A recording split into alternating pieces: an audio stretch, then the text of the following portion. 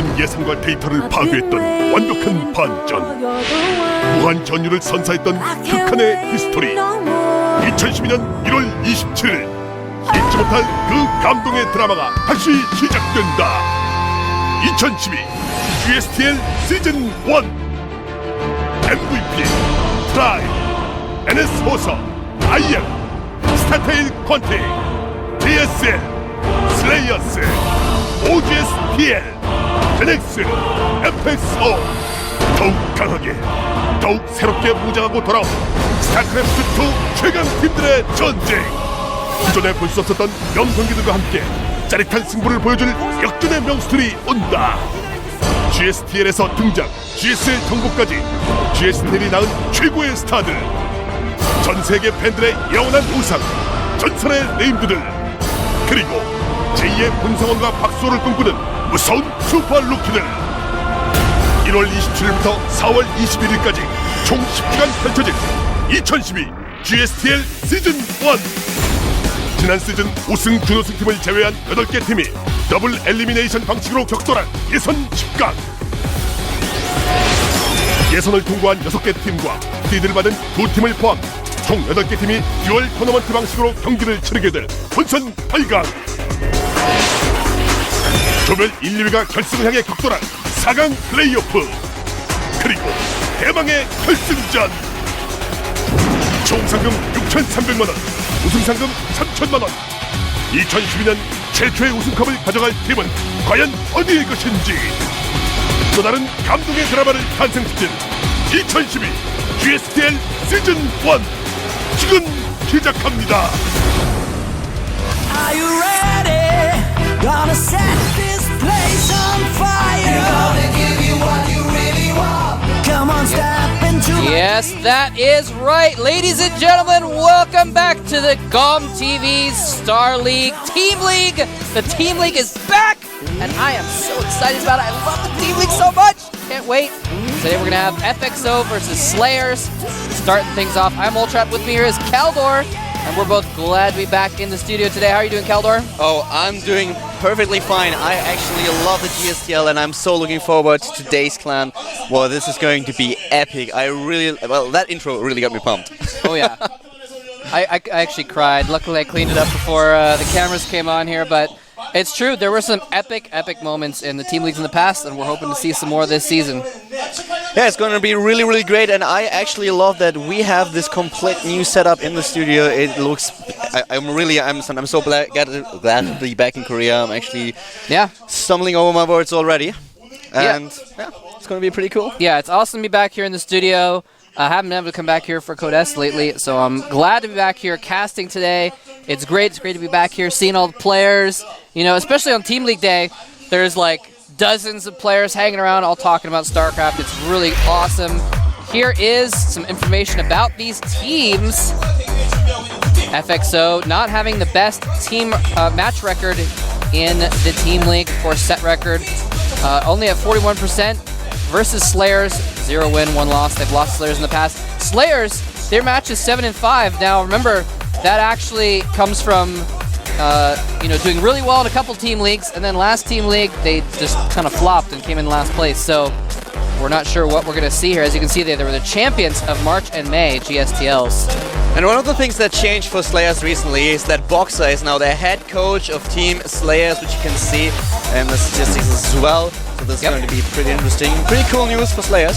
Captain is Ganji, and back, of course, Choya is still the head coach of FXO. And if you didn't know it, Oz is their captain. And Choya is opening today's clan where he is playing against Slayer's Crank. So the head coach, he takes charge. He wants to play the first game. Yeah, leading the charge. You know, he's like that general that actually gets on his horse and leads his forces in the battle. That's what Choya is going to be doing here. Now the question is, will he ride right over the enemy troops, or will he take a bullet and fall off his horse and have to be a martyr so that his troops can rally behind him? We're going to find out, because he's going up against Slayer's Crank, who is a completely unknown entity here. We do not know very much about him. A new player for the Slayers team. And I've talked a little bit to the guys from FXO, and they mentioned that Choya was actually training a lot in his PvP lately because he wants to win this opening match today. It's going to be a Protoss versus Protoss, as Slayer's Crank is also a Protoss player. As Moltrap already said, he didn't have all that many appearances so far. He played in a couple of European and North American tournaments, and we've seen him in the Korean Weekly, but that's basically about it. He played a couple of games, he did so. Let's see today in the GSTL, he will be able to take down Choya. Yeah. We're checking out what you guys think about who's going to win this match. 75%, 3/4 of our viewers think that Slayers is going to take the match today. And apparently they're thinking about the Slayers of March and May. They're not thinking about the Slayers last season. Not Fairweather fans. They're still on board. And, you know, Slayers does have heavy hitters on their team. They've got MMA there. They've got Ganji. They've got Ryung. They've got some really good players there. FXO has good players as well, but people are favoring Slayers. I am actually not even sure what's going to happen in this match. And here comes the players heading out to a round of applause from our packed studio. It's going to be just a great clan war today, and FXO is pretty confident. They are confident they take today's clan war. They have players like Lenok, of course Choya opening the whole thing. We have Gumiho, we have Oz, and this is going to be a really exciting clan war today. Yes, indeed. Yeah, they have some really good players there on both teams, actually. We're probably going to see some really cool matches. I mean, we might even see today some matchups, best of ones, that might mirror some stuff that we could see in the round of 16 of Code S, you know, or the round of 8, because some of these players are in Code S and could get very far because we have some really strong talent here. And yeah, it's just great to be back here. Looking forward to this game. Now, I was talking to Sella earlier, actually. I was asking him, like, so what's with this guy Crank? We've never heard of him before. Apparently, he was a Brood War pro gamer. He was on SKT1, but he was not obviously very successful in Brood War, as evidenced by the fact that no one's ever heard of him before. But I asked him, and he said, you know what? He's actually really good. He's really high up. He's not at the top, but he's, you know, in the upper half of the skill of the Slayers team. And I was thinking about it. Slayers always opens the team league, almost always, with someone new that we don't know about, and usually they do pretty well. I remember Tasia, before he was a big star, he actually opened up in the team league and got an all-kill in his first appearance. So we're going to take a look at the FXO roster, though. Choya looking sexy. Oh, yeah. his suit is almost as slick as ours. FXO Supreme. I love those introduction videos. Oh yeah, that's Oz for you. Yeah, that's Oz for you right there. We have FXO tier. Yep. So we're getting to see the deep roster of these teams here. Some of these players we might not have heard of, but ASD is definitely not a newbie. Definitely someone to contend with. AK Nuclear. FXO the best. He has not been playing too well lately. Has he been training between seasons? We're going to find out. Gumiho is definitely... Oh, look at that. He's giving you a thumbs down. I'm actually insulted. And Lenok. There he is, the Prince of War himself. He's definitely one of the strongest players on FXO. And this guy is, too, actually. Lucky has been playing really well lately. Oh, yes. He has been doing so well. I actually think that we are going to see him today. So this is the FXO team race distribution. We have 3 players from each team. Especially the Terrans have been doing really well. Surprise, surprise. I have a feeling we're going to see a few more Terrans on the Slayers team, just a thought. But yeah, 3-3-3. Of course, it looks like the Terrans have won more on the FXO team, of course. And there you can actually see, we didn't see it in the lineup, but FXO Slogs there on the bench as well. My homeboy. Staying in the GOM house. Used to live with him when I was at the GOM house. Awesome guy. Chilling over there with his team. Really looking forward to these games today. We're going to take a look at the Slayers roster in just a minute here, by the way. I so love team leagues. It's just so exciting, especially with the format that we use today. Oh, yeah. It's always like this elimination system. It just works so well, and you always have to think, okay, which player am I going to use next? And it's just exciting to see how this develops. The whole dynamic is awesome. Yeah, it's going to be great. Here's the Slayers roster for you guys. And to lead it off, we're going to start with none other than the captain himself, Slayers Ganji.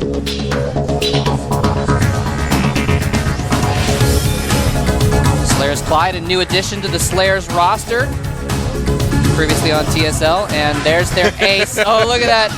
He is so adorable. Slayers MMA. Very young. He looks bored in that. Yeah, but he is actually one of the most cheerful guys if you talk to him, though. And Alicia. Slayers Alicia. Really curious how he's going to do this season. Slayers Crank has a crick in his neck, apparently. He has to work out the kinks there. Looks a little bit nervous there. And then we have Puzzle. Another Protoss player for Team Slayers. Former ace of NS Hosa. I'm Brown. The nice turn around and look into the camera. Oh, I'm on the camera right now. I didn't know. Uh-oh, Yu-Gi-Oh's stretching out too. I love his games. He has such nice and unusual builds, which always put your opponent for a surprise.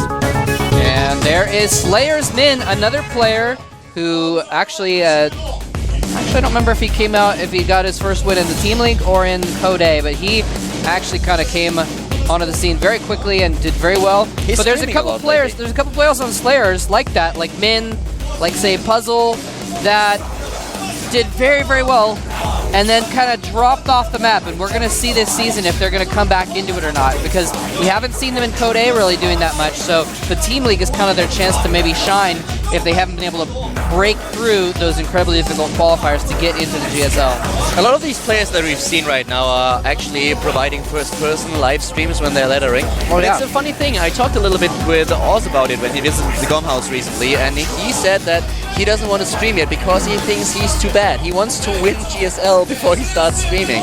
Who said that? Oz. Oz did? Oh. And I was trying to tell him that he is such a nice person and such a great player that he definitely should start a live stream. Yeah. But so far he didn't. He's a character. Yeah, definitely. He's definitely a character.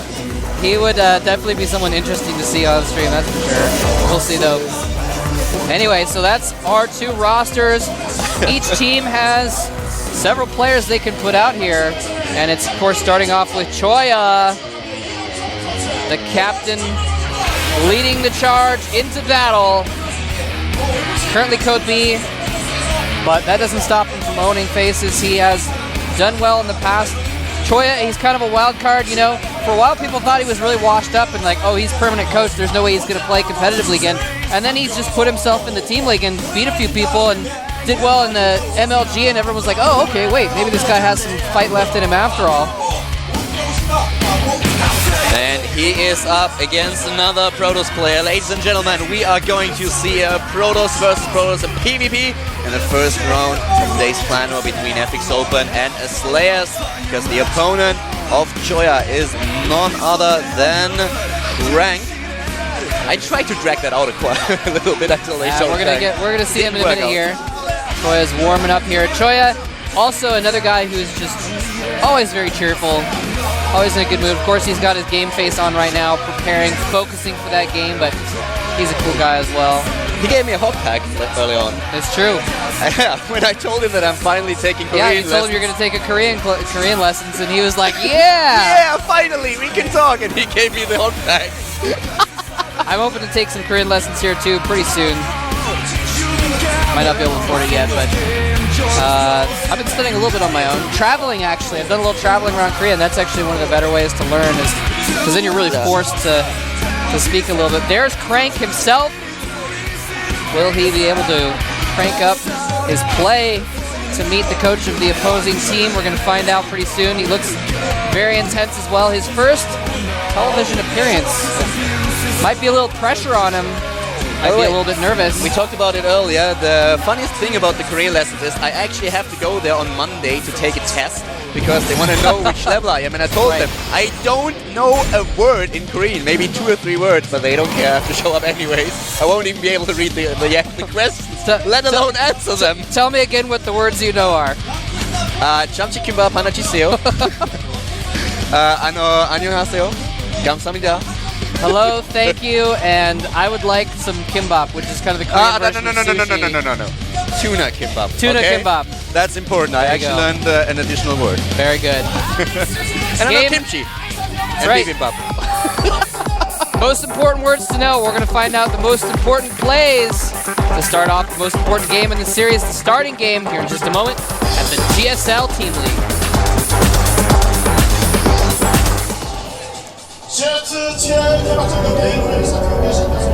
All right, and up here at the top left is the coach of his team, playing in the Team League.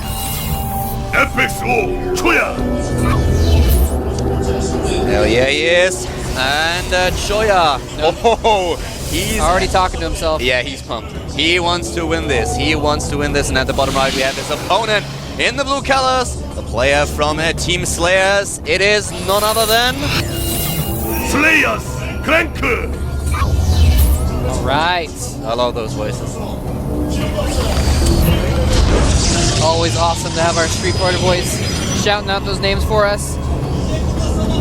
And let's see what we are going to see in this Protoss versus Protoss. We are in the Tomb Valley right now. If you haven't realized just yet, it's cross position. And already a scout for the FXOpen player for Joya, while Crank is just staying in his main base so far. And no scouting whatsoever. Let's see if we are going to see a 4-gate out of one of these players. And a lot of PvPs lately have been evolving around 3 gates with the additional, for example, Twilight Council or the robotics. So let's see what they are up to this time. Well, I wouldn't expect a 4-gate, especially on this map has a very narrow ramp. So, and out of your main at least. So it's really easy to hold that ramp. Not too difficult to hold. There's, of course, a very wide ramp out of your natural, so you have to worry about that if you've got a second base. It's going to be harder to defend, but as you can see, there's the probe walking up a very small ramp into the main, so you're most likely going to try to defend that ramp and get attack advantage rather than try and 4-gate. It's very difficult to pull off a 4-gate on this map. You're perfectly right about it.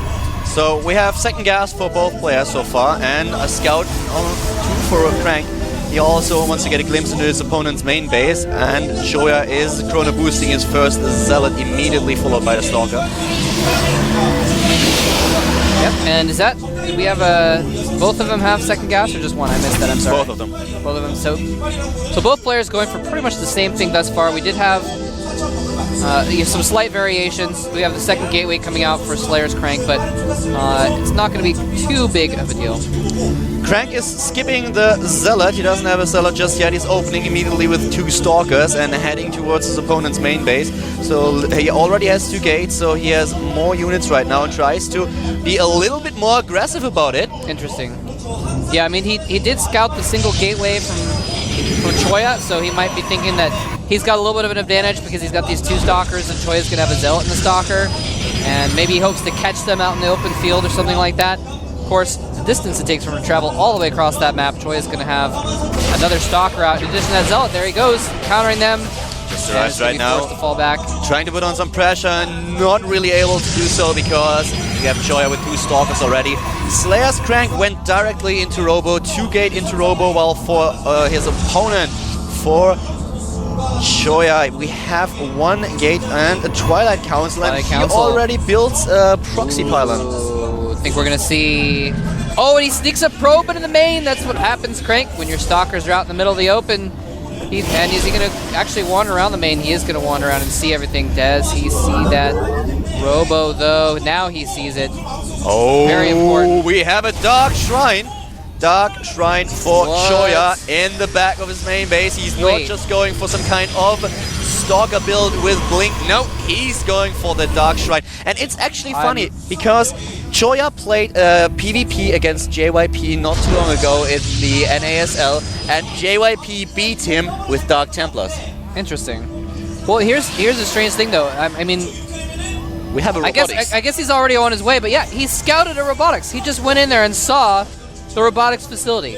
He knows there's going to be observers on the map. Why would he not?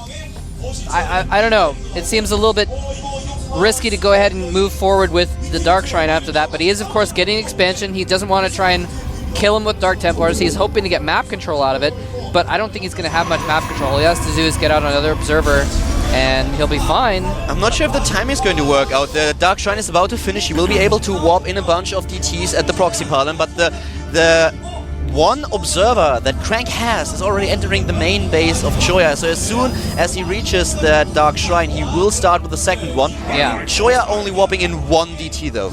Although, is he going to see it? Where is that observer? The DT is already on its way. He did not make a second observer, so he actually might take some damage from this. There's a wall of zealots there, though. The zealot wall blocking that DT, and the force field goes down, but it's a fail field, and he doesn't stop the Dark Templar from getting his base. He's trying to trap it, but he fails that as well, and Crank is in some trouble now. He's going to lose a few probes. A second DT is going to get into his main as well. The second observer is about to pop out, so he's not going to lose too much, but 3... No, actually, a nice force field keeps that DT from getting too many more kills, and he's going to trap it in with the zealots. Oh! No, he doesn't. Never mind. That was kind of lucky, but Choya actually able to kill 3 probes and saving the Dark Templar. And the Dark Templar just escapes. That's kind of funny. And remember, he hid that Dark Templar at the top. Oh, and he... Oh, no! He went up to check for it, and he didn't send the observer far enough. He didn't see that DT. So as soon as Choya realizes that Crank's army is out of his base, that TT is going right back in the mineral line, and it is going to slaughter Choya's probes because he has 2 observers, and 1 is in Choya's main, and 1 is with his army. So Crank is going to lose some probes here in a second. At the same time, we have a couple of pylons built by Slayer's Crank right next to Choya's main base. He's going for the attack right now, and the bigger army is in hands of Crank. 46 army supply against 32, and the 1 DT trying to kill a couple more additional probes, able to take some of them down. In total, 10 worker kills for Choya. What is the probe count out now, actually? We have 40 to 16. 40 to 16 because Choya has been using that second Nexus and chrono boosting out probes. Well, actually, I don't know if he's been chrono boosting, but if he's been producing them, Mole trap. It's going to come down to this attack because Crank is so far behind in economy. He's got to get it done with this Colossus. The Zealots charge in. Some force fields don't do very much of anything. He boxes them out, traps them in. The Zealots able to kill some of the Stalkers. The Colossus with just a handful of hit points left is getting so much damage done. Will Choya be able to pull it off with this Blink Micro? Just a few Stalkers remaining in that supply line. If he can get another round of Warpins, he might be able to hold this off somehow. If he can snipe that, Colossus is doing so much damage, but he isn't warping in more units. He's just desperately blinking Stalkers around. This might be the end, regardless of Choya's DT shenanigans. The Colossus goes down now. Will he be able to slowly pull back into this? It is going to be tough with just a few Stalkers remaining to battle that army. Choya had this small problem that he tried to blink forward, tried to snipe the Colossus, but he was just not able to do it. He blinked not far enough, and the Colossus got away, did a lot of damage, as Moltrap already mentioned. And finally, the cooldown is done. He can warp in additional units, but it's too late already. 25 workers killed by Choya, but Slayer's Crank has way too many fighting units, and that's the GG. Wow. Crank takes the game, and Slayers pulls ahead with 1-0. Oh my gosh. Wow, that was... The DT expand worked really, really well for Choya. He got some probes, regardless. Even though he had observers out, he managed to get a lot of probes anyway.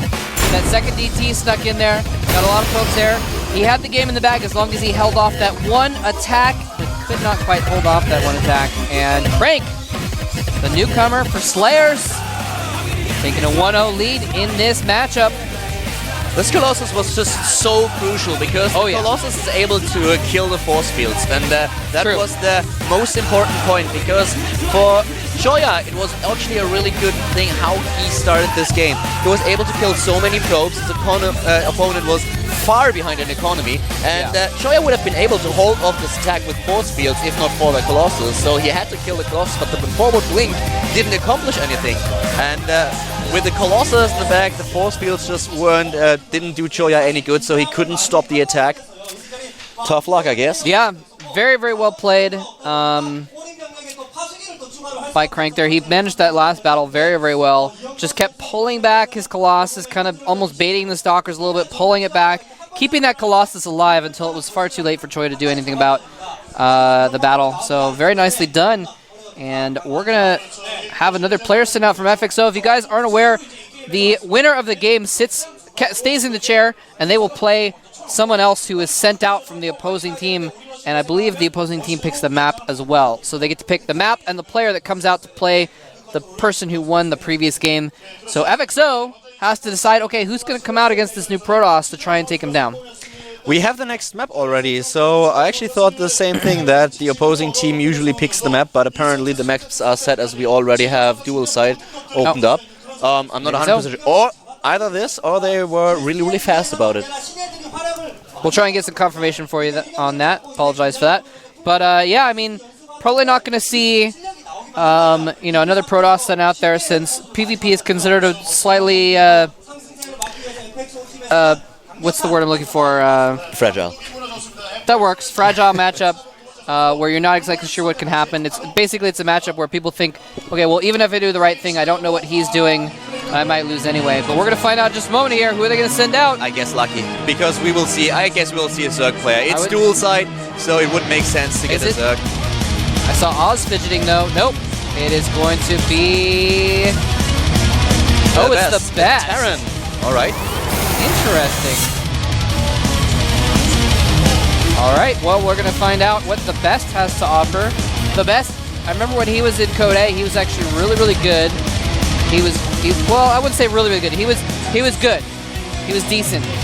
And then he just kind of, either everyone else progressed past him or something, but he really has just fallen off the map in the last 4 or 5 months. So apparently FXO has some faith in him, though. I casted this game in Code A, and he lost to most of the pros players. He lost to Parting. I remember that, because Parting at this point in time was really unknown, and he fell to the best. But on dual side, you can do a lot of pressure if you're a Terran player, because Protoss tries to expand, and the expansion, you can attack them from 2 different angles. So might not be the worst choice. I certainly expected a Zerg player, since dual side is known that it's a little bit biased for Zerg when it comes down to a ZVP.